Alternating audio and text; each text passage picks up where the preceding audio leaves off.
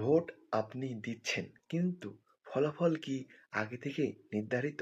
কেন নির্বাচনের আগে রাজনৈতিক দলগুলো মুখে মুখে ঘোরে একটি রহস্যময় শব্দ, ইলেকশন ইঞ্জিনিয়ারিং?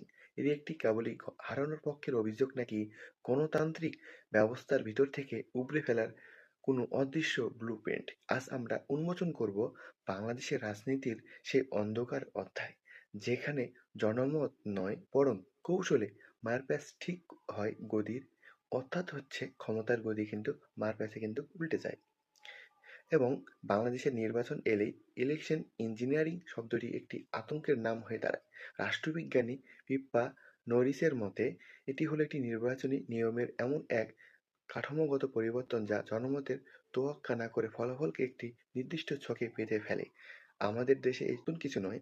১৯৭৩ সালে প্রথম সংসদ নির্বাচনে কুমিল্লার একটি আসনে ব্যালট বক্সের হেলিকপ্টার করে ঢাকায় নিয়ে আসার ঘটনা আজও ইতিহাসের এক বিতর্কিত অধ্যায়।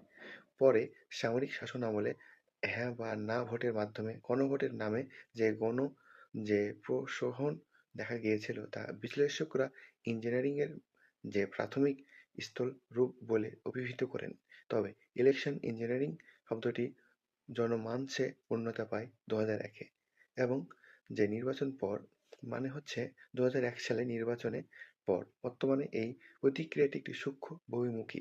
সীমানা নির্ধারণ, কারসাজি, ভোটার তালিকার ভুয়া ভোটারের অন্তর্ভুক্তি, পোলিং এজেন্টের কেন্দ্রে ঢুকে অর্থাৎ হচ্ছে যে পোলিং এজেন্টের কেন্দ্রে ঢুকতে বাধা দেওয়া থেকে শুরু করে ভোটের রাতে ব্যালট বক্স ভরা কিংবা গণনার সময় ফল পাল্টে দেওয়া, সবই এই বিশাল ইঞ্জিনিয়ারিং অংশ।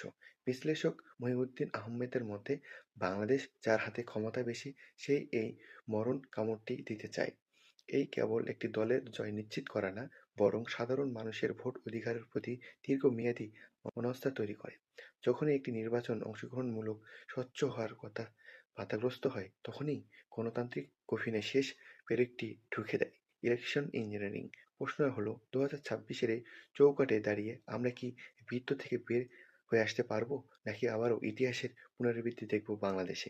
ইলেকশন ইঞ্জিনিয়ারিং কি আসলেই দেশের নির্বাচন ব্যবস্থাকে ধ্বংস করে দিচ্ছে? আপনার এলাকায় গত নির্বাচনগুলোতে এমন কোনো অভিজ্ঞতার মুখোমুখি হয়েছেন কি? কমেন্ট করতে ভুলবেন না, এবং কমেন্ট করে আমাদেরকে জানান। রাজনীতির গভীর বিশ্লেষণ, নিরপেক্ষ সংবাদ পেতে বিশ্লেষণ আমাদের চ্যানেলটি সাবস্ক্রাইব করে পাশে থাকুন। ধন্যবাদ। এবং আমাদের বাংলাদেশে এবং আন্তর্জাতিক বিভিন্ন ঘটনার বিশ্লেষণ এবং গভীর বিশ্লেষণ পেতে অবশ্যই আমাদের ইউটিউব চ্যানেল এবং আমাদের ফেসবুক পেজ এবং টিকটক অ্যাকাউন্টটিকে ফলো করতে ভুলবেন না।